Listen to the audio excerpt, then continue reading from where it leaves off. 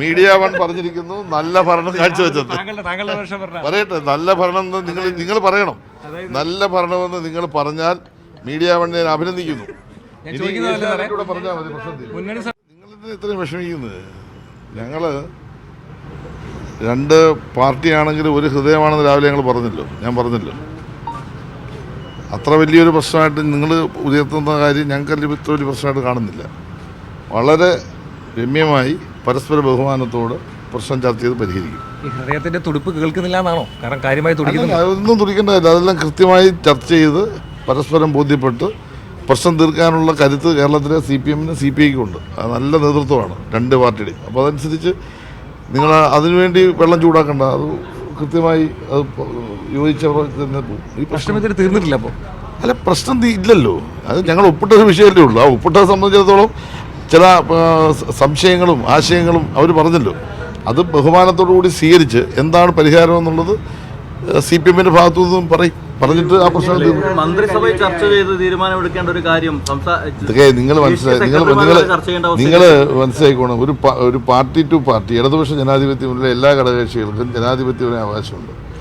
അവരെ ഉന്നയിക്കുന്ന ഒരു പ്രശ്നത്തിൻ്റെ ഫാക്ട്സ് നോക്കിയിട്ട് എന്താണ് ഒരു സമവായം, അല്ലെങ്കിൽ എങ്ങനെയാണ് ഈ പ്രശ്നത്തെ നമ്മൾ കൈകാര്യം ചെയ്യേണ്ടത്, അതിനെ സംബന്ധിച്ച് വ്യക്തമായ കാഴ്ചപ്പാടുണ്ട് ഞങ്ങൾക്ക്. ഈ പണം നഷ്ടപ്പെടുത്താതെ എങ്ങനെ ഈ പണം സ്വീകരിക്കാൻ പറ്റും? ഈ പണം സ്വീകരിക്കുന്നതിൻ്റെ ഭാഗമായി ഏതെങ്കിലും തരത്തിൽ ഇടതുപക്ഷ ജനാധിപത്യത്തിൻ്റെ നയങ്ങൾക്ക് വിരുദ്ധമായ വിദ്യാഭ്യാസ നയം ഇവിടെ ഞങ്ങൾ നടപ്പാക്കാൻ ഉദ്ദേശിക്കുന്നില്ല എന്ന് പറയുകയും ചെയ്തു. അപ്പോൾ ആ സംശയത്തിൻ്റെ ആവശ്യമില്ല. അങ്ങനെ ഒരു കാരണവശാലും ഉണ്ടായില്ല. കാരണം ഇതൊരു സ്റ്റേറ്റ് വിദ്യാഭ്യാസം ഒരു സ്റ്റേറ്റിൻ്റെ വിഷയമാണ്. അപ്പോൾ പാഠ്യപദ്ധതിയിലൊന്നും ഈ പറയുന്ന ഏതെങ്കിലും ഒരു ആശയം കൊണ്ടുവരാനൊന്നും ഞങ്ങൾ സമ്മതിക്കില്ല. അതുകൊണ്ട് ഞങ്ങളുടെ നയമതില്ല. എന്നാൽ ആശങ്കയുണ്ട് ഒരു ഘടകകക്ഷി എന്ന നിലയിൽ പ്രധാനപ്പെട്ട പാർട്ടി. ആശങ്ക അവരെ ഉന്നയിക്കുമ്പോൾ അതിനെ ആ ബഹുമാനത്തിൽ കണ്ട് അവരുമായി സംസാരിച്ച് ആശങ്ക ദൂരീകരിച്ച് പരസ്പരം നല്ല സ്നേഹത്തോടെ ഐക്യത്തോടെ ഞങ്ങൾ പോവുകയാണ്. ഇടതുപക്ഷ മുന്നണി ഒരു വലിയ തെരഞ്ഞെടുപ്പിനെ നേരിടാൻ പോവുകയാണ്. നല്ല ഭരണം കാഴ്ചവെച്ച നിങ്ങൾ പറഞ്ഞല്ലോ, എഴുതി വെച്ചേക്കണം. നിങ്ങള് മീഡിയ വൺ നല്ല ഭരണം കാഴ്ചവെച്ചത്. പറയട്ടെ, നല്ല ഭരണം നിങ്ങൾ പറയണം. നല്ല ഭരണമെന്ന് നിങ്ങൾ പറഞ്ഞാൽ മീഡിയ വണ്ണിനെ അഭിനന്ദിക്കുന്നു.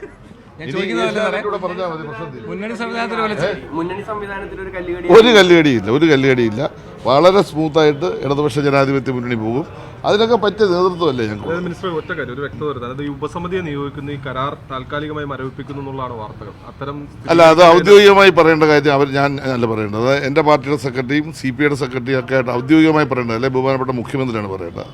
ഞാനിപ്പോൾ തൃശ്ശൂർ ഈ അവാർഡ് കൊടുക്കാൻ വേണ്ടി വന്നതാണല്ലോ. അപ്പോൾ അവാർഡ് കൊടുക്കുന്ന ഘട്ടത്തിൽ എനിക്ക് അതിൻ്റെ ഡീറ്റെയിൽസ് കിട്ടിയില്ല. എന്തായാലും ഈ പ്രശ്നം രമ്യമായി കേരളത്തിൽ പരിഹരിച്ചിരിക്കും.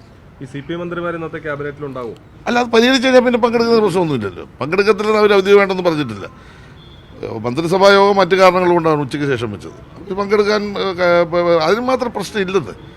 നമുക്കിപ്പോൾ ഈ മറ്റേ BJP സംസ്ഥാന പ്രസിഡന്റിന്റെ പ്രശ്നമൊക്കെ മാറ്റാൻ വേണ്ടി നിങ്ങൾ ഈ ചർച്ചയ്ക്ക് കൊണ്ടുവരുന്നത്, അത് കത്തിക്കൊണ്ടിരിക്കുകയാണ് രാജ്യം മുഴുവൻ. അതൊക്കെ എടുക്കുക, അതെടുത്തിട്ട് നമുക്ക് അല്ല, അതാണ് പ്രശ്നം. അതൊക്കെ വലിയ അഴിമതി രാജ്യത്ത് നടക്കുമ്പോൾ അത്തരം പ്രശ്നങ്ങളെ നമ്മൾ ഹൈലൈറ്റ് ചെയ്യണം. ഈ ചെറിയ നിസ്സാര കാര്യമായിട്ടൊന്നും നിങ്ങൾ പുറകെ നടക്കണം. അത് ഞങ്ങളങ്ങ് പരിഹരിക്കും.